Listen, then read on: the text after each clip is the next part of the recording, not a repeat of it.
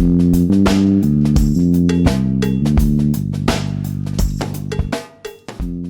right, it is Thursday, March 25th, 2021, and this is the Fight Business Podcast. I'm your host, Patrick Auger, and today we're going to talk about UFC 260. Recent rash of cancellations due to COVID-19 protocols. Will it affect pay-per-view buy rates? I'll also give you my prediction on what those pay-per-view buy estimates will be coming out of the event. Then we're going to talk about the PFL. Lawsuits from when they were the World Series of Fighting have apparently caught up to the promotion and may delay the 2021 season. We'll break down the business ramifications of that, especially since they had to cancel their 2020 season, also due to COVID-19.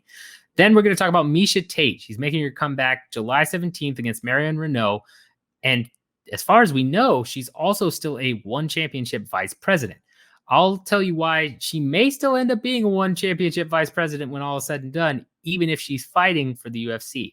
And lastly, we're going to really quickly touch on an announcement regarding the UFC antitrust hearings that will take place on April 6th. I'll break down why it's important and what we can expect.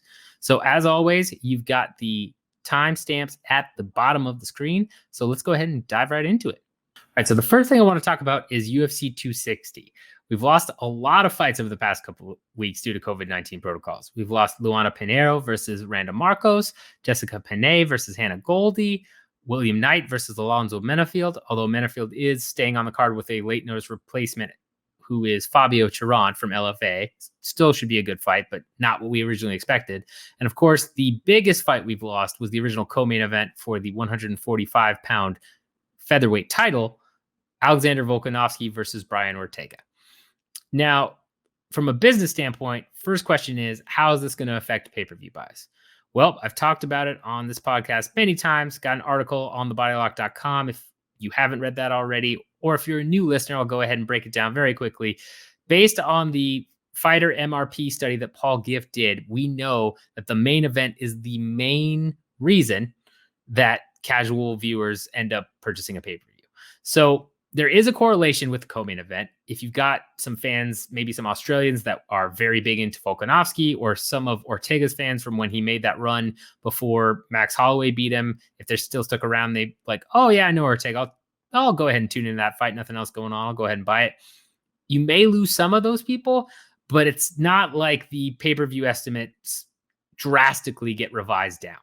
We're not looking at, cutting it in half, even a third. I'd say maybe you lose anywhere from 5 to 10%. I believe the correlation that Gift found was, around up to 20, maybe, if it's a particularly big main event. And that's if you're talking, someone that's just a big draw in general in a main event spot. But other than that, you're not looking at a major hit to the pay-per-view buy rate. So I don't think it's going to really affect the pay-per-view buys overall.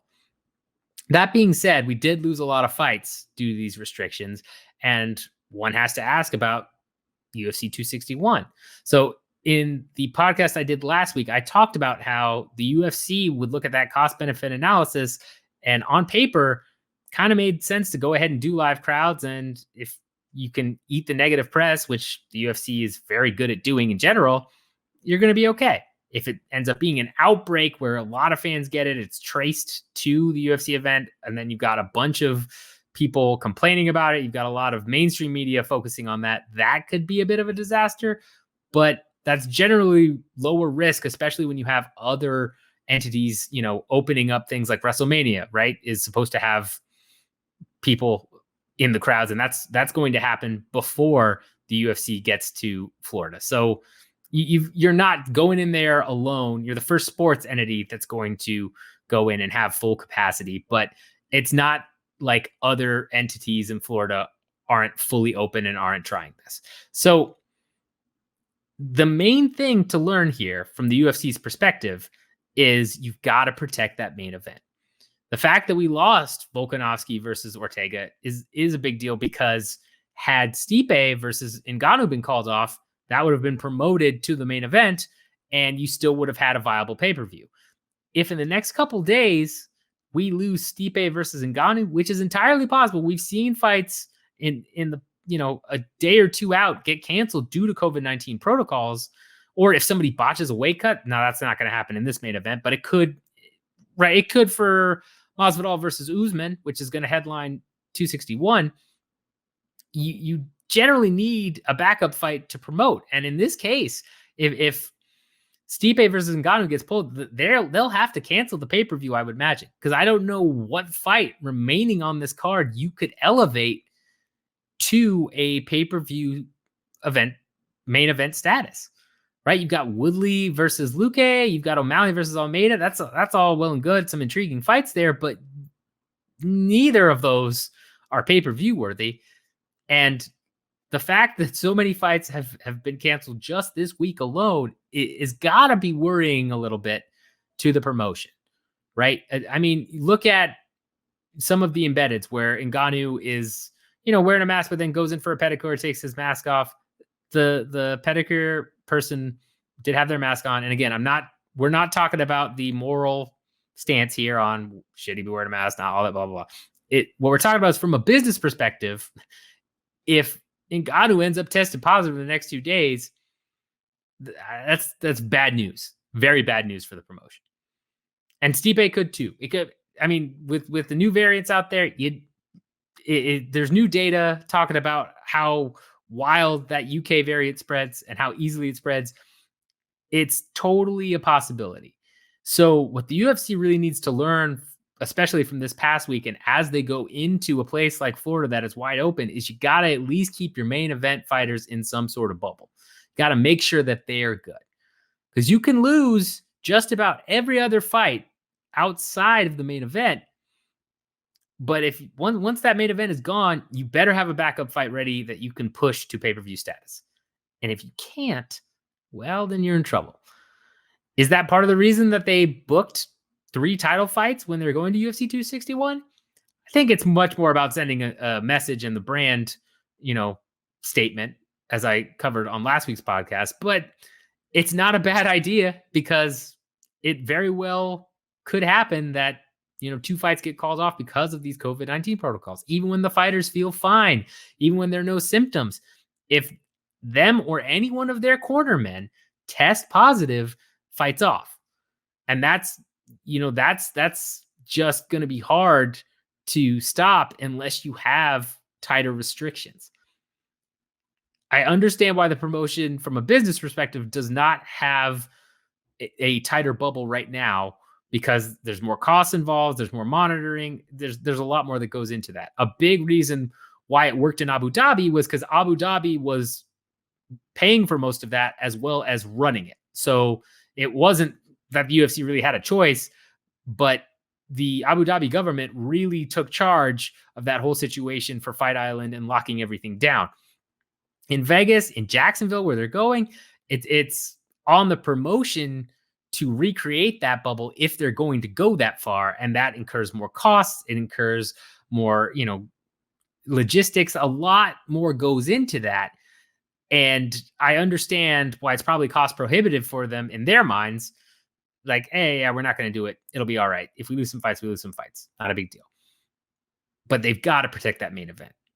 They really do. And in Jacksonville, they'll have a couple of backups. But for UFC 260, I mean, at this point, if I'm the promotion, I am making sure that Stipe and Ngannou are definitely not going out, being social, being in public. I might be having an extra set of eyes on them right now, because that fight cannot fall through.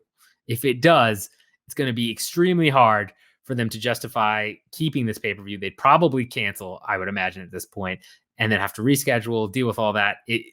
Nothing that you want to see the promotion do, especially when, as we talked about on last week's show, Endeavor's really counting on the UFC to bring them money. Don't want to cancel any pay-per-views at this point. So I don't think it's going to affect the pay-per-view buys as it stands right now. If you lose Stipe and Ngannou, I think then the entire event dies. You could lose pretty much every other fight. You can get down to a 6-fight card. As long as Stipe and Ngannou is okay, you can go ahead and put on the show.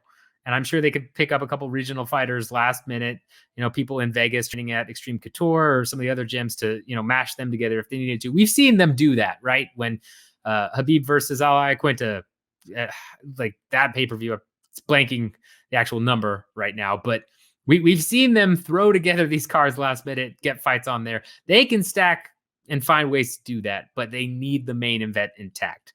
So as long as that stays around, I think pay-per-view buys are still going to generally be the same, and they'll be okay.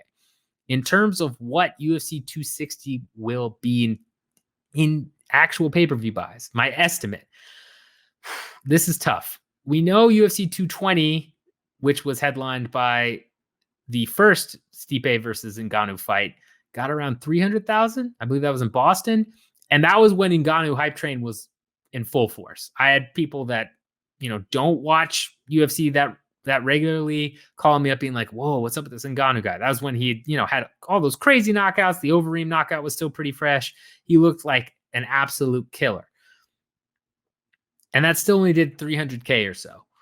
And he had Cormier defending the belt as well in the co-main. So, I mean, if Ngannou had won then, I think that would have kind of catapulted him into a bigger star status, but he didn't. And, as much as I love Stipe, I am a self-proclaimed Stipe fan. I will admit that he's not a massive draw, right? We know he's not the biggest draw in the world. When he's fought Cormier, there's been a little bit more of a boost because then you've got the double champ status. Cormier has had a history with Jones. So, then you've got some drawing power to it. And I believe they've ended up, getting a little bit higher, closer to the 400,000 range or so. But this rematch, even though Ngannou has looked amazing since his, I don't know if you want to call it a loss or whatever, against Derek Lewis, again, just been on an absolute tear, killing people. I don't think there are as many eyes on it because of, what we've talked about before in terms of making a superstar, where if you've got the casual viewer's attention, the guy that normally doesn't watch UFC, you've got to be near perfect. You can't have a loss like Ngannou did against Stipe, where he wrestles him, he takes him down, he gets a 50-44 decision across the board because he just really just manhandles you. Because that casual viewer is not coming back. Even if Ngannou goes on tears and knocks out everybody and their mom, that casual viewer is like, well, yeah, but he's fighting Stipe again. He's just going to get wrestled a bunch. We already saw how that's going to play out. Some may come back and say, oh, okay, let's see if it works out a little bit better. But it's not the same thing. You really get one shot of near perfection and charisma to get a casual viewer invested in you. And unfortunately for Ngannou, I think, especially with just the way this card feels and the hype, there's still a little bit there, but it's not what it was on his initial run. So with that all being said, and especially because Volk versus Ortega is no longer on the card, I'm going to estimate that this is going to be, let's say 350K. I think there still is a little bit of a bump COVID wise because a lot of other countries are still locked down, and Stipe has been doing well. Ngannou has had some knockouts. I think naturally it's going to be higher than their first anyway, just because of the way the UFC has trended lately. But it's nowhere near what it could have been during Ngannou's initial run, right? If this was a rematch where Ngannou had knocked out Stipe the first time and Ngannou was the champ and had just been knocking dudes out, I think we're in the 600 plus easy, 600,000 plus easy range, probably closer to 800 or even $1 million. But yeah, I'm going to go 350K. I don't know that we're going to get an estimate. Again, depends on if certain people are able to get their sources confirmed and we can go with that. But I'm going to go 350K, say it's probably on the lower side just because Ngannou kind of missed his chance at getting that crossover casual fan audience. And as much as I love Stipe, he hasn't been able to capture that either. So 350K it is in my prediction. All right, so the next thing I want to dive into is the PFL may end up delaying their 2021 season because of lawsuits back when they were World Series of Fighting. So we have to take a trip down memory lane to 2015, 2016, 2017, those 3 years really. Back when the World Series of Fighting was rebranding as the PFL, there were a just slew of lawsuits levied against them, some due to breach of contract, some due to investors saying that the PFL didn't do them right, others due to not repaying the loans that they received in order to run the World Series of Fighting. And the main investors that may, end up causing the delay, or whose suits have moved far enough in the court system to delay the PFL 21 season, according to Mike Russell, are Darren Owen, Vince Hesser, and Sean Wright. So we've done a couple of articles on the PFL saga, specifically with Ali Abdelaziz's ties to the PFL, being matchmaker, SVP, all of that. You can check out that article at thebodylockmma.com. There's also some great articles focusing on the lawsuits from back in 2015, 2017, by John Nash and Paul Gift, who really dive into the lawsuits levied against the promotion at the time. What happened with the World Series of Fighting was they were in a bunch of trouble. They were not, doing what they should. They had all these lawsuits levied against them, and they ended up kind of closing down. And in 2017, a group of DC investors came along and bought the World Series of Fighting assets and retained some key executives, including Carlos Silva and Ray Sefo. Now, Paul Gift brought this up, and I will address it in a little bit here, of why you would end up buying the World Series of Fighting assets, especially when some of their best fighters like Marlon Moraes and some other guys had moved on to the UFC, is a little confusing. But nevertheless, this group of investors ended up buying the PFL, or World Series of Fightings, and rebranding it as a PFL. But the lawsuits still transfer, right? Just because you buy a company's assets doesn't mean that, all is forgiven and they're rebranded. They're a different company now. It's different owners. Oh, no, it's not how it works. Technically, those assets are still involved in the original lawsuits levied against them, even though you've rebranded, even though you have basically new executives outside of the couple that you retained that I mentioned. Doesn't just go away like that. That's not, no legal hocus pocus there. Otherwise, I'm sure we would see a lot more of that stuff. So this could end up being a pretty major deal for the PFL in a couple of ways, right? If the PFL ends up delaying their 2021 season, they already had to cancel their 2020 season. Fighters are already pissed. If you end up delaying the 2021 season, fighters still aren't getting their contracted show and win money unless they fight. You might get that stipend. You might get an extension on that stipend, but that's not the same as your show and win money, as many fighters have publicly talked about. And when you are a startup, which again, PFL is just a rebranded startup, similar to what World Series of Fighting was, you really rely heavily on investors and key players to pour money into you so that you can incur losses until you're profitable. And we've talked about that. We've talked about some of the tactics PFL has used, going on Bloomberg TV and certain press releases, calling themselves, the number 2 promotion right behind the UFC, really touting up the, paydays and the tournament format, saying it's similar to football and NBA, and it's more meritocratic sport. We've talked about that a lot, but at the end of the day, you've got to get that injection of cash. And they've been successful with fundraising, but lawsuits like this are never, ever a good sign for potential investors, especially if they delay your operations. It's one thing if you've got these lawsuits hanging out in the background from anywhere from 4 to 6 years ago, and you're saying, no, it's fine. There's, completely untrue claims, or there's no merit to these claims, which I believe the PFL has commented on in one of, I believe it was Paul Gift's story, said, there's no merit to these claims. It's untrue, blah, blah, blah.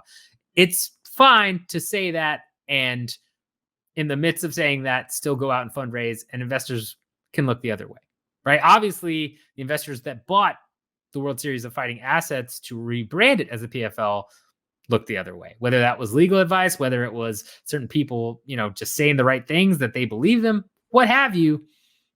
They look the other way when they bought those assets. And there must have been enough reason in their mind that, hey, we're getting a deal here. We can buy these things. We can really make this a whole league. And yeah, they've got these lawsuits, but they must have felt it was pretty much worth the risk. They must have thought it was pretty low risk. Because if you were these group of investors back in 2017 who bought World Series of Fighting and turned it into PFL, you must have thought, oh, okay, yeah, that low risk in terms of these lawsuits actually causing damage or disrupting operations. Then you get to today. If you delay the season, even if it's a week because of something going on in the court system, I can tell you right now, a lot of future investors are going to balk at that. And current investors are probably going to get a little nervous. I don't think it would be a injunction type situation where a judge would say, no, you can't have the PFL host shows while we're going through this process. But any type of delay that they can tie back to ongoing legal battles, it will hurt them for fundraising. And as we've talked about, they desperately need fundraising still at this point. They're still growing. They've made a lot of big signings. With 2020 being canceled, they had to come back in a big way. They've gotten the money and gotten the investment to really go after these big fighter acquisitions. That was part of their last fundraising round where they said they're going to use most of the money to go after bigger name fighters. Now you've got familiar faces like Rory McDonald and Anthony Pettis and Fabricio Verdum, recognizable faces that will hopefully get more of the hardcore and semi-hardcore crowd to start watching your product a bit more rather than saying, oh, it's regional, it's whatever. You should hopefully get some of those UFC fans, as we've talked about before, but you still have a long way to go to being profitable, especially when you're paying out $1 million a season to each winner. Not just, hey, there's $1 million prize for everybody. It's every champion gets $1 million. To be profitable, you've really got to hit some new heights. And their current broadcast deal with ESPN doesn't satisfy that. Their gate and their ticketing doesn't satisfy that. We'll see what 2021 holds, but I would imagine, they still have a ways to go. Years, I'd say, easily. I'd say 3 to 5 years minimum that they would have to be profitable. If they ended up being profitable within 3 years, that would be crazy. That would be insane. I think it's probably, it's possible. Very hard to do, possible, but I think it's probably 5+ year time horizon. So when you're going out and getting funds and trying to raise funds, the last thing you need now is a delay due to legal battles from years ago. Because I think also, right, we've had fighters say they'll threaten lawsuits. Talked about how if you're going to do that in public, you're probably not going to actually file it, right? Actions speak louder than words type of deal when it comes to that. But if the season gets delayed again, you might see some of these fighters go ahead and push forward with some of this. And there still is a lot of mess with the World Series of Fighting stuff. It's been out of the media's eye for a while now. But, I mean, there's some of these allegations, if they end up being true, if a court finds in favor for the plaintiffs, it's bad news. It's really bad news for those assets, which are now the PFL. Honestly, if we get a delay, I would say there's probably a solid chance the PFL delays the season for a little bit, go ahead and they end up having it eventually, but their next fundraising round is severely diminished and they may end up closing in the next couple of years. If it ends up being a major delay to their 2021 season, I think that's it. I think PFL's done. They already got so hurt from not having a 2020 season, and they've done a lot of the right things by signing the names that they have and really pushing, the possibilities of some of these matchups, right? I mean, think about Pettis versus McDonald at 170. It is a pretty great matchup, and something that eventually they're looking to do. I mean, who knows how long it'll be, but Pettis has said he wants to fight both 155, 170. So that's a fight you could sell, right? And it's hard. It's hard to watch this because to have it be derailed now due to these lawsuits that are so old and that are just finally, coming to court, which we've seen in the UFC antitrust lawsuit, right? Like, we've only really started to see some of these big revelations and see it moving to get class certified, not even go to trial where, okay, we're going to decide if this actually was monospony and the fighters are owed this money or what have you, but just to get class certified, it's been 5-6 years. So it's about the right time frame that, guess what? Now we get to the point where some of these PFL lawsuits are coming in. It sucks because I think PFL is good competition, and I think they've made a lot of the right moves, but this could sink them. If they delay at all, it hurts badly. If they delay a lot, I think it near kills them. And not to mention, if any of the plaintiffs win in court, I think it kills them too, because some of these allegations would cause some major red flags for investors in terms of future fundraising. We've already talked about, if you're investing in the PFL now, you've seen how they've done over the past couple of years. The 2020 got canceled. You've already got a pretty, in a best case scenario, I'd say lower moderate risk profile.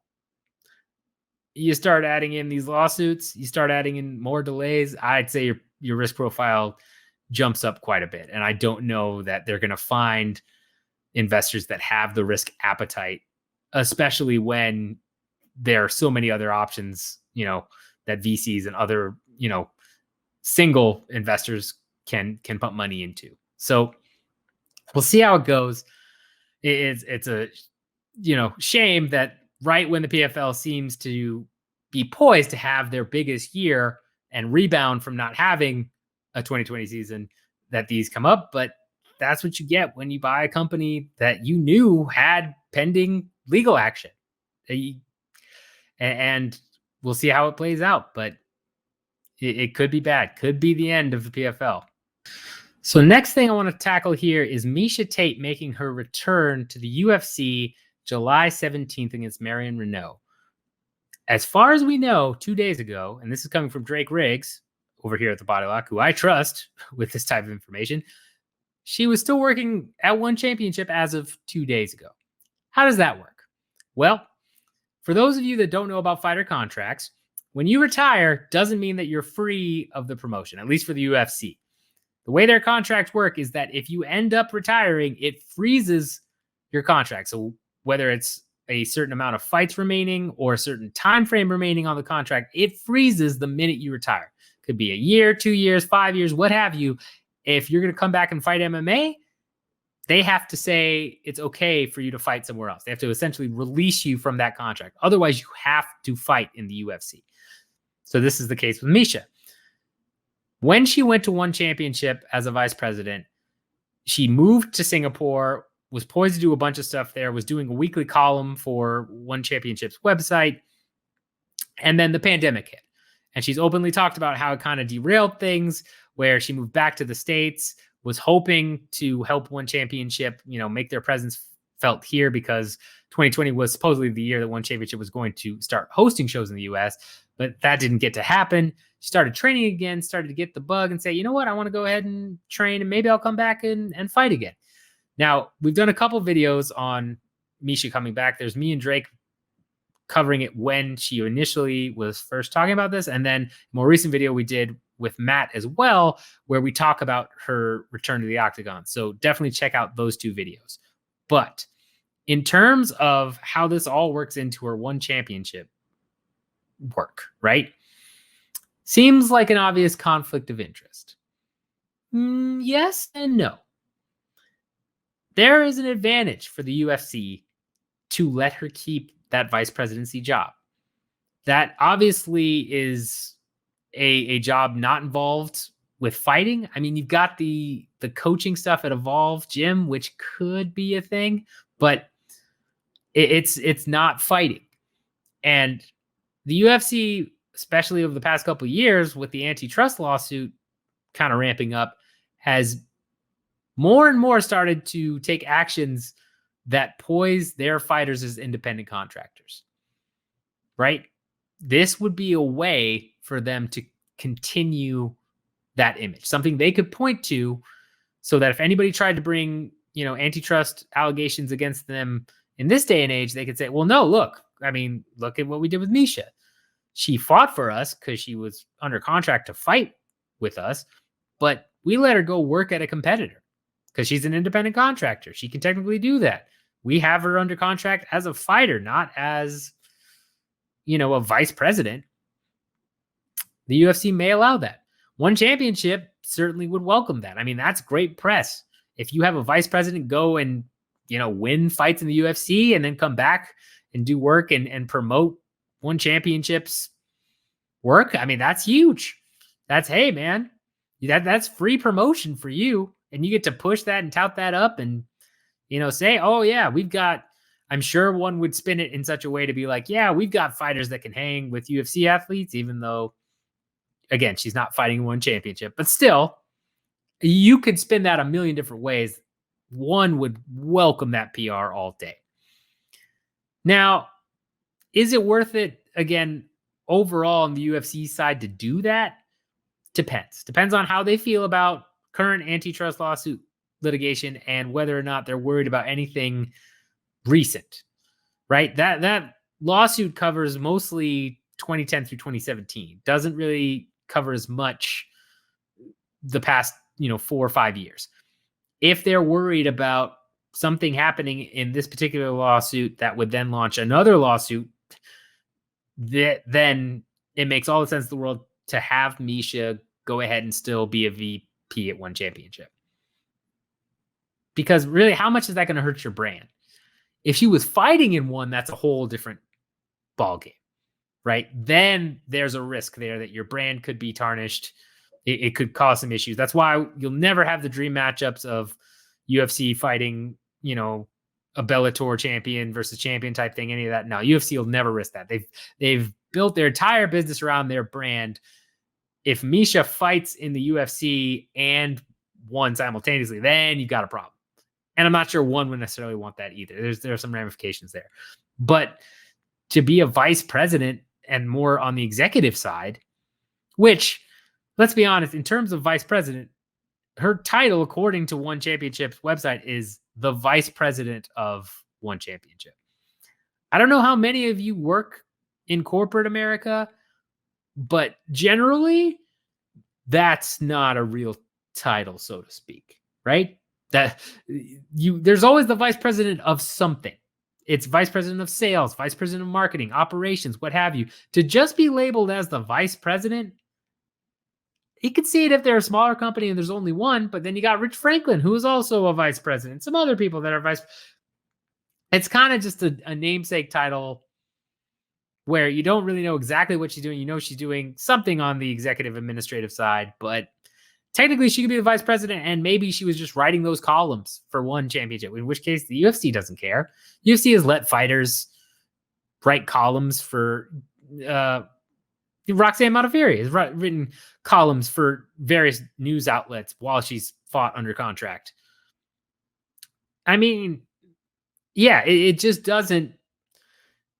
You don't know exactly what she's doing there. She's not vice president of sales or operations or something in particular. It's vice president. Okay, is that? Seems like a ceremonious title, in my opinion. If you're just going to label somebody that, it's generally kind of more of a ceremonious thing. But as long as she's not fighting at ONE Championship, it may benefit the UFC to let her keep that title and let her keep working there. Because, again, it makes them look better in the grand scheme of things. And it's not like Tate is necessarily making a run for the belt. Let's say she comes back, she beats Renault, and then she gets a title shot and she beats Nunes. Then you've got a different situation. Then you probably need to work something out where she's not going back to ONE Championship, because having a champion or having a champion over at a different promotion, that's a different scenario. In this case, you have somebody with name value, but you don't have someone that necessarily is going to hurt your brand by doing different types of work, even if it is for a competitor. And it all depends on how the UFC feels about it. If they feel super confident about any antitrust litigation coming their way from 2021, 2017, then they may very well say, nah, you can't. Sorry, you've got to be with us exclusively. Can't do anything with one while you're fighting here. If they're even a little unsure, I think it probably is in their best interest to go ahead and let Miesha do whatever, because it protects them more. It's just something that they can point to. So she may still be a ONE Championship vice president. She may not be. We don't know. It's not been confirmed yet either way, whether she's still working for ONE.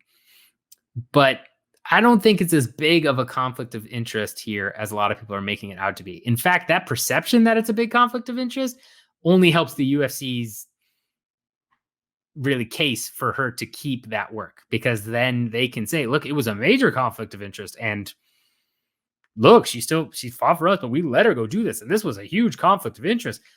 That only helps them in any antitrust litigation and the whole independent contractor versus employee type thing. So I think if that's the case, especially if this is continually brought up and asked about, they're even more likely to let Miesha work there if she still is and if she wants to. It's very possible that Miesha said, you know what, I'm done. I'm not going to really talk to ONE about this. And then I put in my 2 weeks notice. I'm over it. And then, I resigned. And that's entirely possible, but we don't know yet. It could be Miesha's decision. Now I want to go back to fighting. I don't want to do this ONE stuff.